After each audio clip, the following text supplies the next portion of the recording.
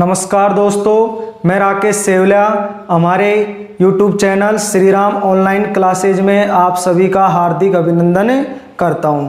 तो आज अपन एक नया टॉपिक पढ़ेंगे। उस टॉपिक का नाम है वर्क, एनर्जी और पावर, कार्य, ऊर्जा और शक्ति। देखते हैं वर्क, पावर, एनर्जी क्या होती है। तो देखो, सबसे पहले अपन देखेंगे कार्य के बारे में, वर्क के बारे में। कार्य, वर्क। अब कार्य क्या होता है, इसकी डेफिनेशन क्या होती है, तो ध्यान से समझना। डेफिनेशन को समझेंगे अपन कुछ शानदार एग्जाम्पल के द्वारा। जैसे मान लो कि कोई भी ब्लॉक है, ये कोई ब्लॉक है, ब्लॉक,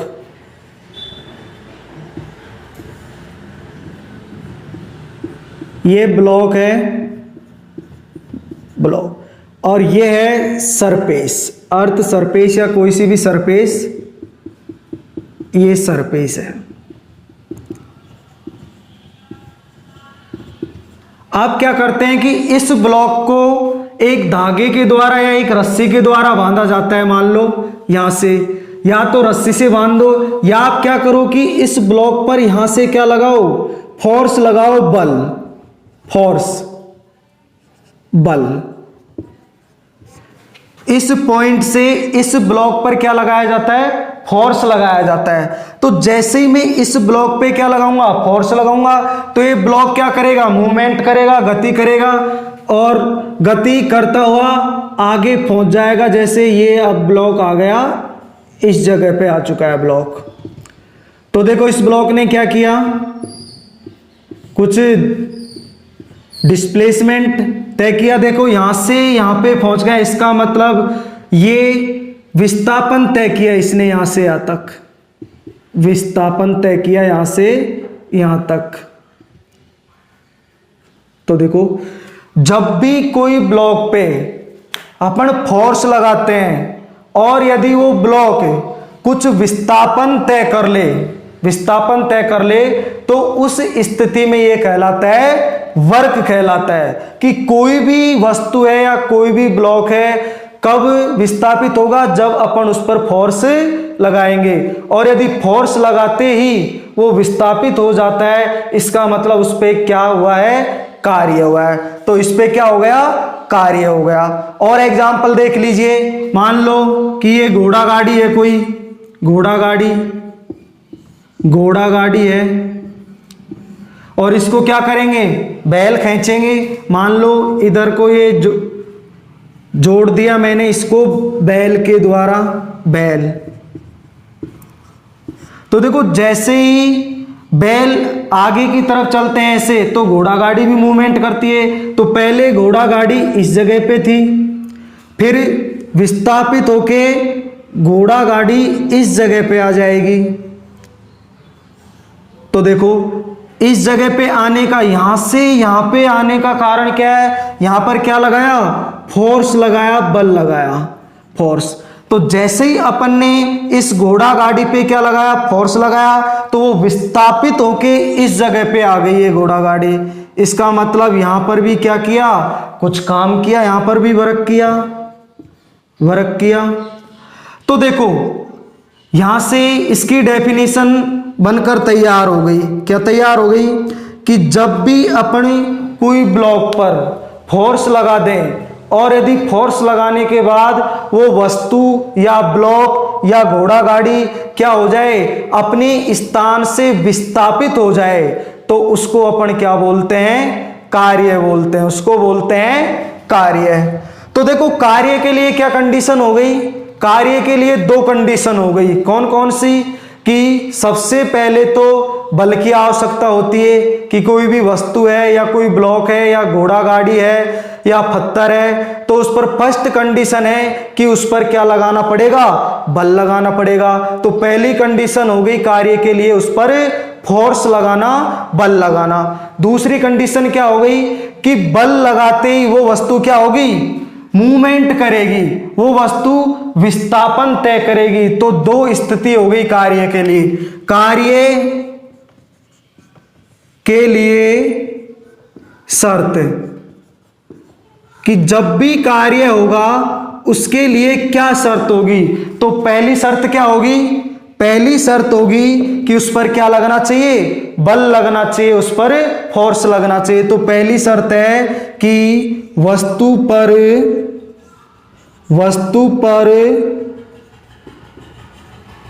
बल की आवश्यकता होती है, बल की आवश्यकता होती है। ये फर्स्ट कंडीशन हो गई कार्य के लिए।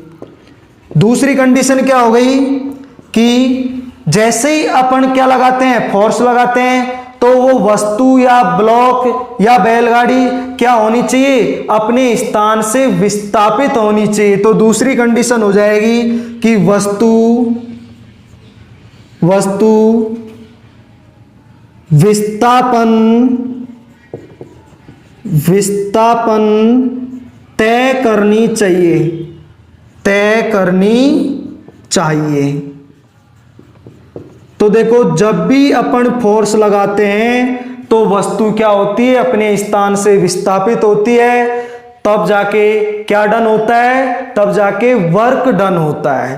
तो देखो, आ गई होगी आपके बात समझ में कि कार्य की परिभाषा क्या हो गई कि जब भी कोई वस्तु पर अपन फोर्स लगाएंगे तो वो अपने स्थान से क्या होगी, विस्थापित होगी, और इसी कंडीशन को बोलते हैं अपन कार्य बोलते हैं। तो कार्य की परिभाषा देख लेते हैं। अब कार्य की परिभाषा क्या होगी, देखिए कार्य की परिभाषा, इसका आप स्क्रीनशॉट ले सकते हो।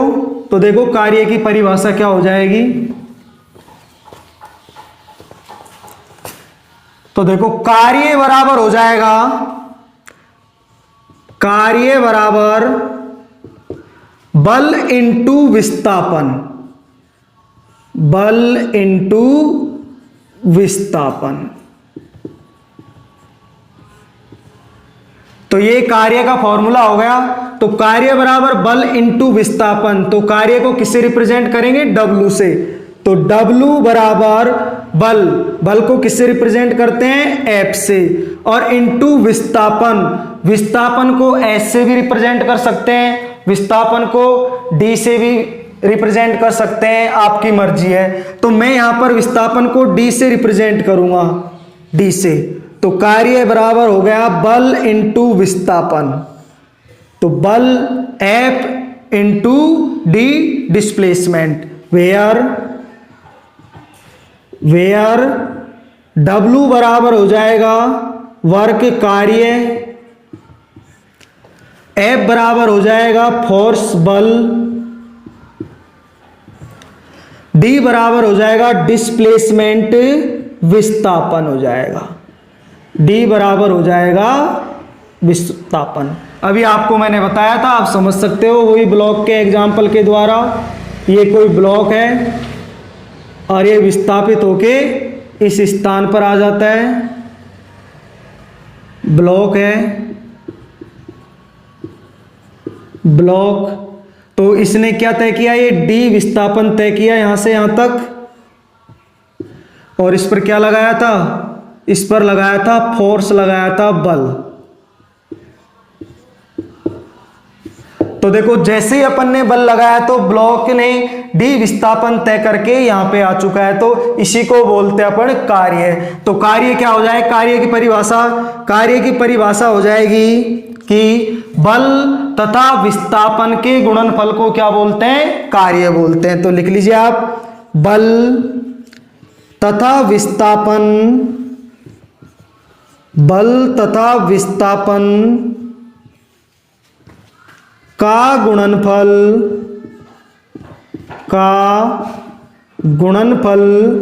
कार्य कहलाता है, कार्य कहलाता है। तो देखिए, एक फॉर्मूला तो ये हो गया कार्य का, W बराबर का FD, कार्य बराबर बल इंटू विस्थापन। लेकिन मैंने इसमें क्या किया था कि ब्लॉक विस्थापित भी इधर ही हो रहा था एक ही दिशा में, और फोर्स भी अपन ने उसी दिशा में लगाया था। लेकिन जरूरी नहीं है कि फोर्स भी उसी दिशा में लगे और वस्तु भी विस्थापित उसी दिशा में हो। तो देखो एक कंडीशन और हो सकती है। देखो दूसरी कंडीशन क्या होगी, मान लो कोई भी ब्लॉक है, अब की बार ये ब्लॉक है और ये सरफेस है और ये विस्थापित होके इस जगह पे आ जाता है, तो ये D क्या हो गया, विस्थापन हो गया। अब क्या है कि पहले अपन ने फोर्स उसी दिशा में लगाया था जिस दिशा में वो विस्थापित हो रही थी, तो फोर्स देखो जरूरी नहीं है, ऐसे भी कुछ थीटा एंगल पे भी लग सकता है। मान लो अब की बार फोर्स इस प्रकार लग रहा है, तो देखो क्या हो जाएगा, जब फोर्स गति विस्थापित हो रही है उस दिशा में नहीं लगे तो W बराबर हो जाएगा उस स्थिति में W बराबर का FD cos थीटा। तो दूसरा फॉर्मूला हो गया कार्य का W बराबर का FD cos थीटा। तो यहां पर थीटा क्या है, यहां पर वेयर थीटा बराबर हो जाएगा, थीटा बराबर क्या है, विस्थापन और फोर्स के बीच का क्या है, कोण है। तो थीटा बराबर क्या है, बल तथा विस्थापन के मध्य का कोण, विस्थापन के मध्य का कोण। तो जब भी बल तथा विस्थापन के मध्य आपको कुछ कोण गिवन हो क्वेश्चन में या कोण दे रखा हो, तब अपन बल का फॉर्मूला यूज करेंगे, W बराबर का कार्य का W बराबर का FD cos थीटा। और इस स्थिति में थीटा क्या है, बल तथा विस्थापन के मध्य का कोण है। ठीक है, तो दोनों हो गए आपके पास फॉर्मूले। तो पहला फॉर्मूला हो गया कार्य बराबर बल इंटू विस्थापन, किस स्थिति में, जब फोर्स उसी दिशा में लगे जिस दिशा में वस्तु क्या हो रही है, विस्थापित हो रही है। दूसरी कंडीशन, मान लो कि फोर्स इस प्रकार कुछ कोण पे लग रहा है और वस्तु विस्थापित ऐसे हो रही है, तो फोर्स तथा उस विस्थापन के मध्य का कोण थीटा है, तब अपन यूज करेंगे फॉर्मूला W बराबर का FD cos थीटा। तो आप इसका स्क्रीनशॉट ले सकते हैं, ले लीजिए स्क्रीनशॉट इसका। तो देखो अब अपन देखेंगे कार्य के मात्रक, कार्य की यूनिट और उसकी विमा के बारे में। तो ध्यान से समझना, कार्य का मात्रक और उसकी विमा क्या होती है। तो देखो कार्य का मात्रक और विमा अपन इसी फॉर्मूले के द्वारा याद करेंगे। कैसे देखना, देखो कार्य बराबर हो गया बल इंटू विस्थापन, और बल बराबर क्या होता है, पिछली क्लास में मैंने आपको बताया था, बल बराबर का होता है, बल बराबर का द्रव्यमान इंटू त्वरण होता है, बल F बराबर का ma। तो देखो इसका मात्रक कैसे याद करेंगे अपन, देखो कार्य बराबर हो जाएगा, कार्य बराबर बल को क्या लिखूंगा मैं, द्रव्यमान इंटू त्वरण। तो बल को लिख सकता हूं मैं द्रव्यमान इंटू त्वरण, बल को लिख दिया द्रव्यमान इंटू त्वरण, और इंटू विस्थापन पहले से ही मौजूद है, तो इंटू विस्थापन। तो देखो कार्य का मात्रक द्रव्यमान को किस में मापते हैं, पिछली क्लास में बताया था किस में मापते हैं, किलोग्राम में।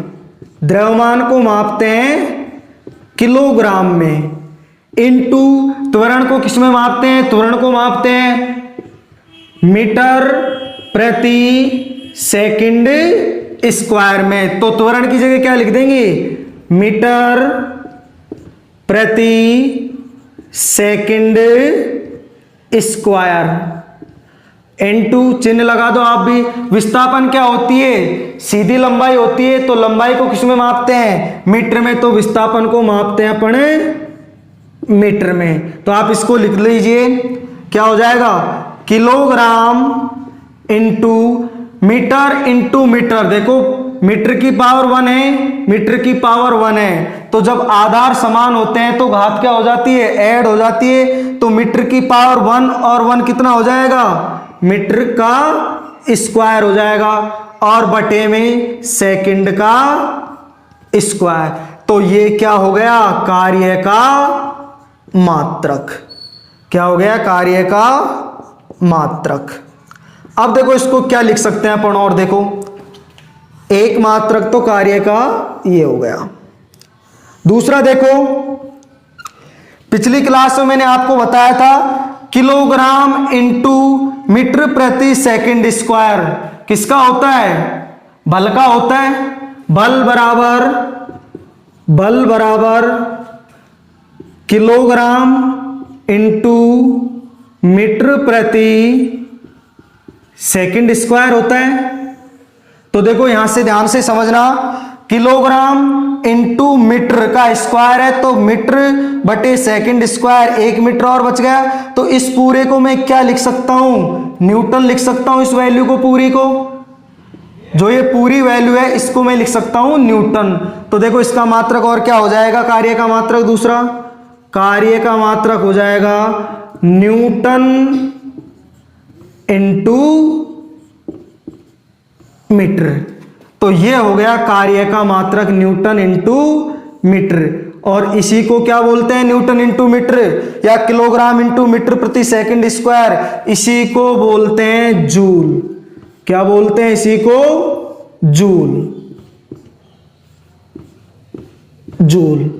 तो देखो कार्य का मात्रक क्या होता है, जूल होता है। जूल किसको बोलते हैं, न्यूटन इंटू मीटर को, या आप न्यूटन इंटू मीटर को लिख सकते हैं किलोग्राम इंटू मीटर स्क्वायर बटे सेकंड का स्क्वायर।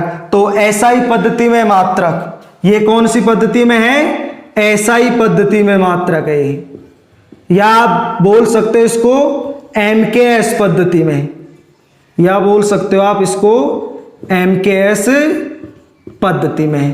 तो देखो कार्य का मात्रक अपन कार्य के फॉर्मूले से याद करेंगे। कैसे कि बल को लिख दिया द्रव्यमान इंटू त्वरण, और इंटू विस्थापन का विस्थापन।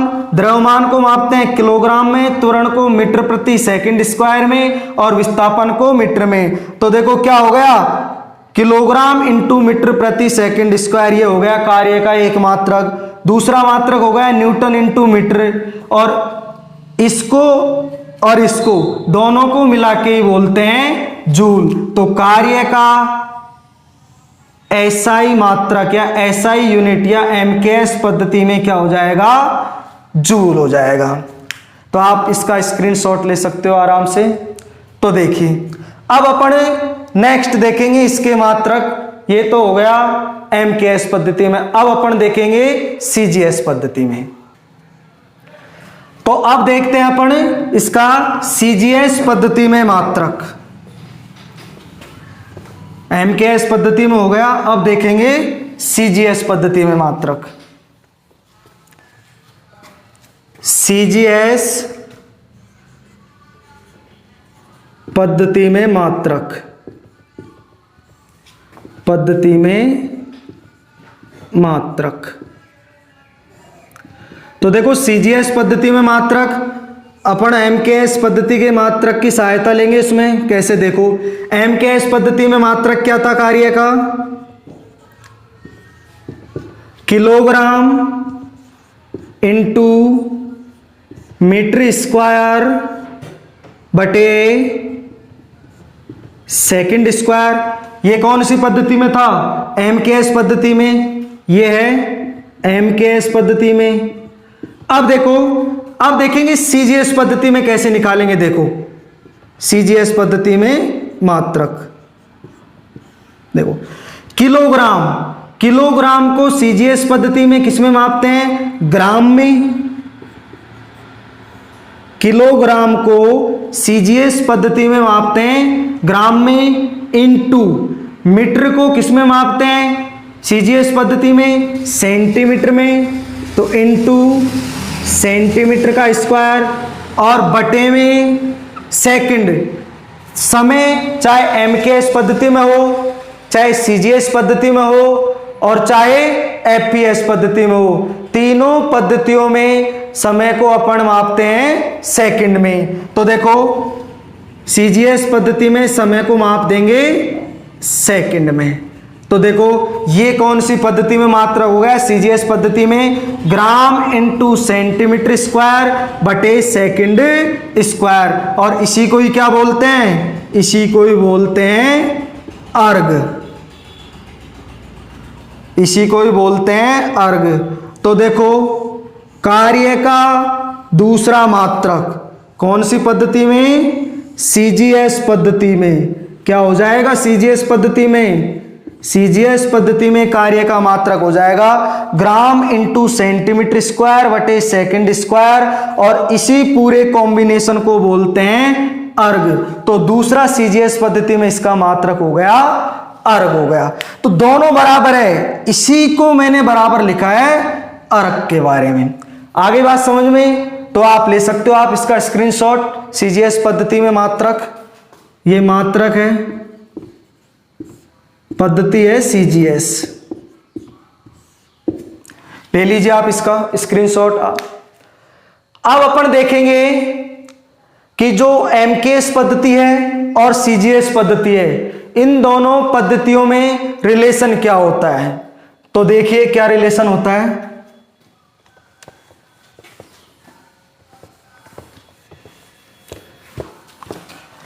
तो देखो एक बार अपन दोनों मात्रक लिख लेते हैं इसके। तो कार्य के दो मात्रक लिख लेते हैं एक बार। कौन से हो गए मात्रक, तो देखो एक मात्रक तो है किलोग्राम इंटू मीटर स्क्वायर प्रति सेकंड स्क्वायर, और इसी को क्या बोला था, जूल बोला था इसी को। दूसरा मात्रक क्या है, ग्राम इंटू सेंटीमीटर स्क्वायर बटे सेकंड स्क्वायर, और इसको क्या बोला था, अर्ग। तो आपको दोनों मात्रक याद रखने, एमकेएस पद्धति में और सीजीएस पद्धति में। अब अपन देखेंगे जूल और अर्ग में संबंध देखेंगे। जूल और अर्ग में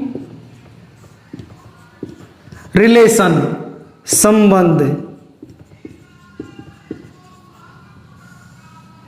तो देखना कि दोनों में रिलेशन क्या होता है, जूल और अर्ग में। तो जूल बराबर क्या हो जाएगा, किलोग्राम। तो एक जूल बराबर हो जाएगा किलोग्राम इंटू मीटर स्क्वायर बटे सेकंड स्क्वायर। ये एमकेएस पद्धति में था, इसको मैं एक जूल के बराबर लिख सकता हूं। तो अब देखो, अब अपन को देखना है कि जूल और अर्ग में संबंधित, और अर्ग कौन सी पद्धति में है, सीजीएस पद्धति में। ये तो एमकेएस पद्धति में है और यह है सीजीएस पद्धति में। तो देखो अब अपन इस पूरे कॉम्बिनेशन को चेंज करेंगे सीजीएस पद्धति में। कैसे चेंज करेंगे, ध्यान से समझना। देखो किलोग्राम, किलोग्राम को सीजीएस पद्धति में मापते हैं ग्राम में। तो मैं 1 किलो ले लेता हूं यहां पर, और 1 मीटर स्क्वायर लेता हूं यहां पर। तो देखो 1 किलो में कितने ग्राम हो जाएंगे, 1000 ग्राम। 1 किलो में कितने ग्राम हो गए, 1000 ग्राम। और 1 मीटर स्क्वायर में कितने सेंटीमीटर स्क्वायर हो जाएंगे, 1 मीटर में कितना होता है, 100 सेंटीमीटर। तो स्क्वायर है तो डबल बार हो जाएगा, 100 इंटू 100 सेंटीमीटर स्क्वायर, और बटे में सेकंड। तो सेकंड चाहे एमकेएस हो, चाहे सीजीएस हो, चाहे एफपीएस हो, सेकंड में ही मापते हैं इसको, सेकंड स्क्वायर। तो इसको आप हल कर लीजिए। तो देखो इसको अपन शॉर्ट फॉर्म में क्या लिख सकते हैं, इसको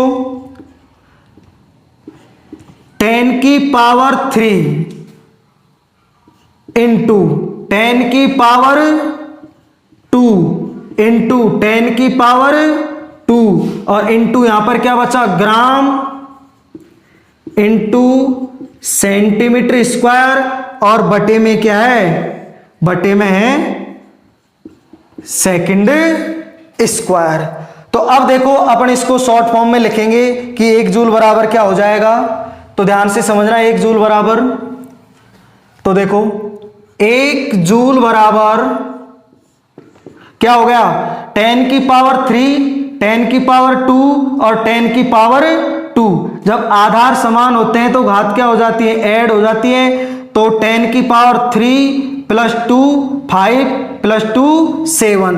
तो 1 जूल बराबर 10 की पावर 7 ग्राम इंटू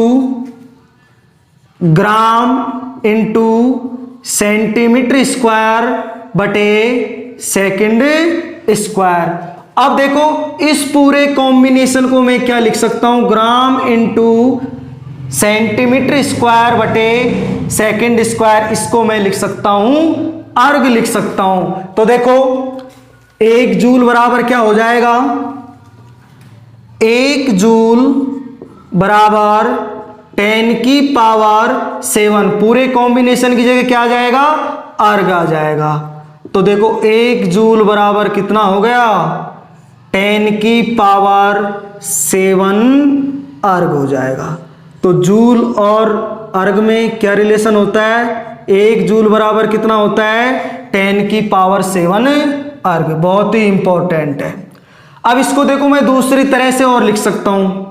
मान लो अभी तो आपसे पूछा है कि 1 जूल बराबर कितना होगा, आपसे 1 अर्ग के बारे में पूछा जा सकता है। तो देखो कैसे निकालेंगे 1 अर्ग की वैल्यू, 1 जूल बराबर है 10 की पावर 7 अर्ग।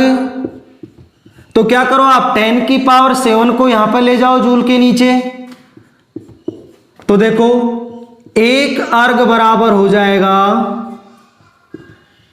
1 जूल बटे में 10 की पावर 7। तो 1 अर्ग बराबर हो गया 1 जूल बटे 10 की पावर 7। अब मैं क्या करूंगा कि 10 की पावर 7 को ऊपर ले जाऊंगा। तो घात देखो पॉजिटिव है तो ऊपर जाके कैसे हो जाएगी, नेगेटिव हो जाएगी। तो देखो 1 जूल बराबर कितना हो जाएगा, 1 अर्ग बराबर हो जाएगा 1 अर्ग बराबर 1 जूल इंटू 10 की पावर माइनस का 7। तो इसको मैं फाइनली लिख सकता हूं कि 1 अर्ग बराबर 10 की पावर माइनस का 7 जूल। तो दोनों कंडीशन आपसे पूछी जाती है कि 1 जूल बराबर कितना होगा और 1 अर्ग बराबर कितना होगा। बहुत ही इंपॉर्टेंट है दोनों कंडीशन आपके, तो ध्यान रखना आप, दोनों कंडीशन इंपॉर्टेंट है कि 1 जूल तो हो जाएगा 10 की पावर 7 अर्ग और 1 अर्ग हो जाएगा 10 की पावर माइनस का 7 जूल हो जाएगा। आगे बात समझ में, तो आप इसका स्क्रीनशॉट ले सकते हो। अब अपन देखो इसका रिवीजन कर लेते हैं एक बार कि अपन ने क्या क्या सीखा है अभी। तो देखो रिवीजन करते हैं अभी। सबसे पहले तो अपन देखेंगे संबंध, देखेंगे दोनों में क्या क्या संबंध बताया था मैंने जूल और अर्ग में।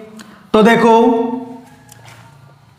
रिवीजन करते हैं, 1 जूल बराबर हो जाएगा 1 जूल बराबर 10 की पावर 7 अर्ग। एक तो कंडीशन ये हो गई आपके 1 जूल बराबर 10 की पावर 7 अर्ग। दूसरी कंडीशन क्या बताई थी, इसको उल्टा करके 1 अर्ग के बारे में पूछा जा सकता है आपसे। 1 अर्ग बराबर हो जाएगा 10 की पावर माइनस का 7 जूल हो जाएगा। तो देखो 1 अर्ग बराबर हो जाएगा 10 की पावर माइनस का 7 जूल। ये तो हो गया दोनों जूल और अर्ग में संबंध, आपसे कैसे भी पूछ सकता आपसे। दूसरा देखो इसके मात्रक के बारे में। पहला मात्रक आपको मैंने बताया था एमकेएस पद्धति में, क्या मात्रक होता है इसका, यूनिट, रिवीजन कर लीजिए आप। तो पहला मात्रक क्या बताया था, जूल, तो जूल बराबर क्या होता है, किलोग्राम इंटू मीटर स्क्वायर और प्रति सेकंड स्क्वायर। तो देखो जूल बराबर हो जाएगा किलोग्राम इंटू मीटर स्क्वायर बटे में सेकंड स्क्वायर। ये हो गया इसका एमकेएस पद्धति में मात्रक, किसका, वर्क का, कार्य का। दूसरा सीजीएस पद्धति में जूल की जगह क्या आ गया, अर्ग आ गया। तो अर्ग बराबर क्या हो जाएगा, अर्ग बराबर हो जाएगा ग्राम इंटू सेंटीमीटर स्क्वायर बटे सेकंड स्क्वायर। तो ये हो गया सीजीएस पद्धति में इसका मात्रक।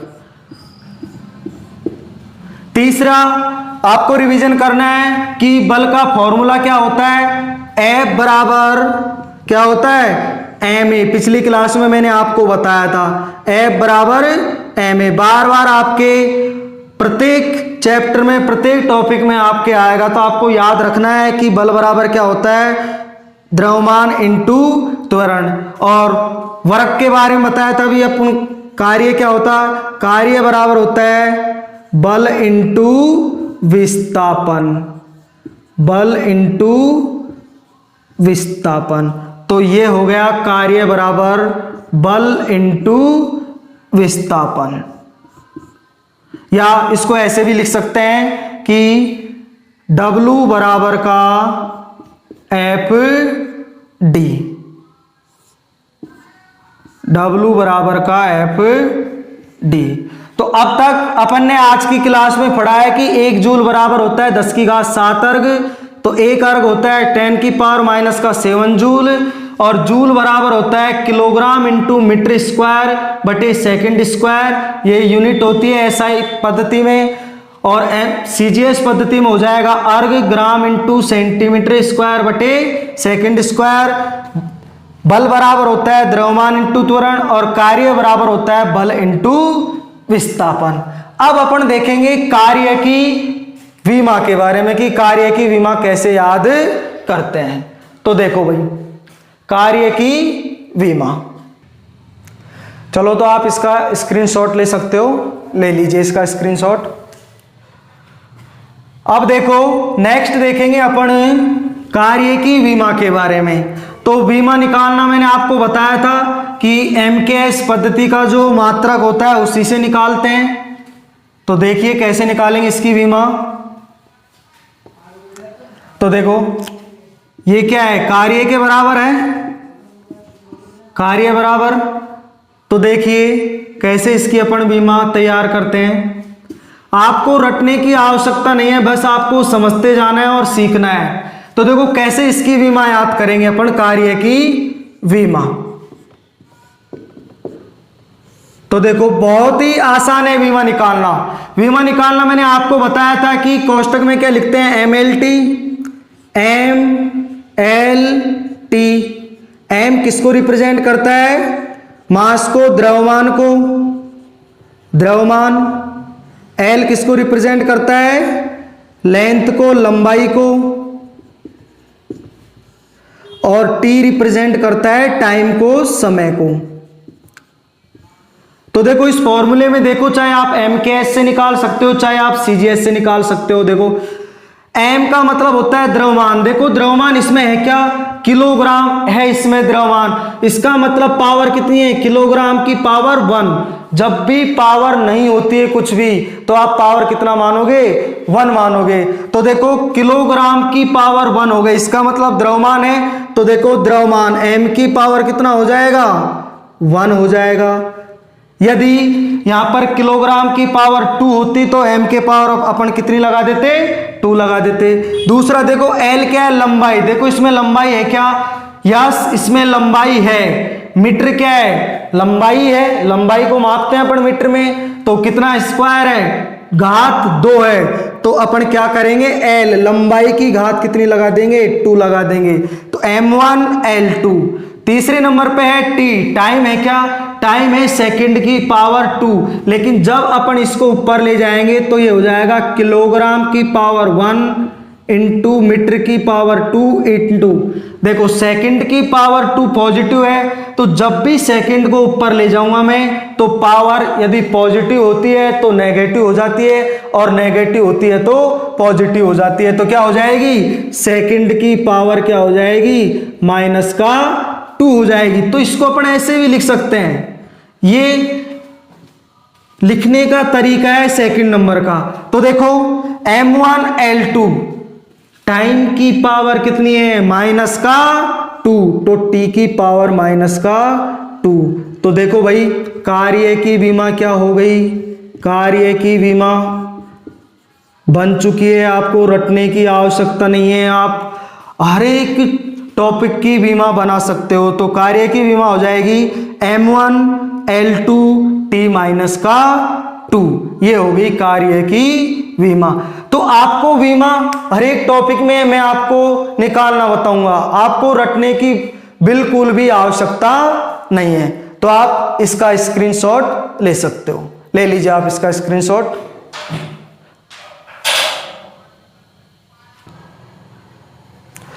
तो देखो अब अपन देखेंगे कार्य के कुछ महत्वपूर्ण नोट्स देखेंगे जो आपके एग्जाम में बार बार पूछे जाते हैं आपसे, बहुत ही इंपॉर्टेंट नोट्स हैं, तो ध्यान से आपको समझना है। तो देखिए note number 1, note number 1, note number 1। तो देखो नोट नंबर 1 के बारे में ध्यान से समझना, अपन एक एग्जाम्पल से समझेंगे इसको। मान लो कि कोई भी व्यक्ति है और यह है एक वृत्ताकार मार्ग है, कैसा मार्ग है ये, वृत्ताकार मार्ग है, या वृत्ताकार मार्ग या वृत्ताकार खेत, वृत्ताकार मार्ग। इस पे एक पॉइंट तो ये दर्शा रखा है और दूसरा पॉइंट भी इस जगह पे। अब देखो क्या होता है कि यहां पर कोई मैन है, वो क्या करता है कि इस वृत्ताकार जो मार्ग है इसके चक्कर लगाता है। मान लो ये मैन है जो इस वृत्ताकार मार्ग के एक चक्कर लगा रहा है, तो देखो ये हो जाएगा इसका, चलता रहेगा चलता रहेगा, और ये हो गया इसका एक चक्कर। और क्या है कि इसने अपने सिर पर मान लो 10 किलो वजन रख रखा है, इसके सिर पर 10 किलो वजन रखा है, और ये ए पॉइंट से शुरू हुआ और पुनः उसी ए पॉइंट पे आके घूम के आ गया और अपने मालिक से पैसे मांगने लगा कि मैंने वृत्ताकार मार्ग का एक चक्कर लगा दिया, तो मेरे को अब क्या दीजिए, मेरी पगार दीजिए, मेरे पैसे दीजिए। तो देखो मालिक का आंसर आया कि आपको एक भी रुपए नहीं मिलेगा, क्योंकि आपने कोई कार्य नहीं किया। तो क्या हुआ, जो ये आदमी था बहुत ही उदास हो गया कि मैंने कार्य कैसे नहीं किया, मैंने कार्य किया है, इस वृत्ताकार मार्ग का एक चक्कर लगाया है, लेकिन जो मालिक है इसका, वो मालिक मान नहीं रहा है, इसको एक भी रुपए नहीं दे रहा है। तो देखो मालिक कैसे उसको समझाता है कि आपने कार्य नहीं किया। तो ध्यान से समझना इसने कार्य क्यों नहीं किया। मान लो तो देखो मालिक ने बताया कि कार्य W बराबर क्या होता है, FD, तो कार्य बराबर हो जाएगा बल इंटू विस्थापन। अभी बताया था थोड़ी देर पहले मैंने आपको, कार्य बराबर बल इंटू विस्थापन। तो देखो जो ये आदमी था इसने कुछ भी बल लगाया होगा, 10 न्यूटन, 20 न्यूटन, 30 न्यूटन, लेकिन इस पॉइंट को आप ध्यान से समझना, विस्थापन को इसने क्या किया था कि यही शुरुआती पॉइंट था इसका,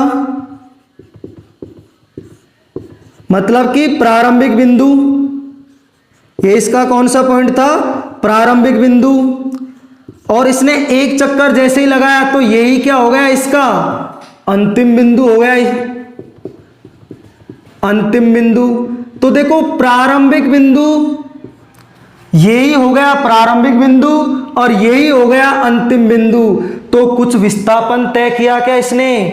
नहीं किया विस्थापन तय, क्योंकि विस्थापन के बारे में मैंने आपको बताया था कि प्रारंभिक बिंदु और कोई अंतिम बिंदु के बीच की सीधी लंबाई, तो यही प्रारंभिक बिंदु है, यही अंतिम बिंदु है, तो बीच की सीधी लंबाई क्या हो जाएगी? 0 हो जाएगी। तो इस कंडीशन में विस्थापन क्या हो जाएगा? इस कंडीशन में विस्थापन डिस्प्लेसमेंट हो जाएगा 0 हो जाएगा, D बराबर का 0। तो देखो कार्य बराबर क्या हो जाएगा? कार्य बराबर बल कुछ भी लगा हो लेकिन विस्थापन क्या हो गया? 0। तो टोटली बल इंटू 0 क्या हो जाएगा? कार्य बराबर का 0। तो इस कंडीशन में उस आदमी ने कार्य का मान कितना किया? 0 कार्य किया, तभी उसके मालिक ने उसको पैसे नहीं दिए, उसकी पगार नहीं दी। तो यहां से क्या बात समझ में आई?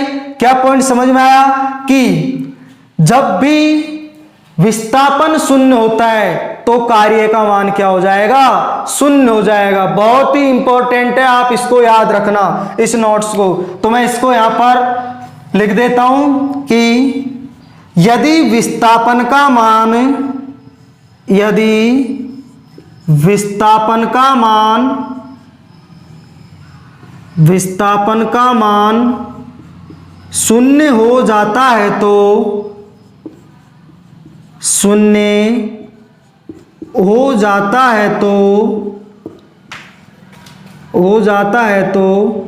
कार्य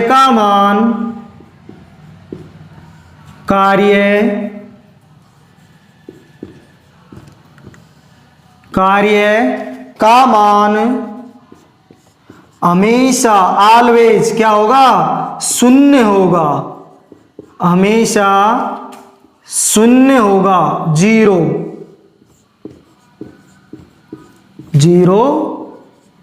होगा। तो देखो बहुत ही इंपॉर्टेंट नोट्स है। नोट नंबर 1 कि जब भी विस्थापन क्या हो जाए? शून्य हो जाए, 0 हो जाए, उस स्थिति में, उस कंडीशन में कार्य का मान क्या हो जाएगा? शून्य हो जाएगा। तो विस्थापन शून्य तो कार्य भी शून्य। पॉइंट नंबर 1 आगे बात समझ में? तो आप इसका स्क्रीनशॉट ले सकते हो।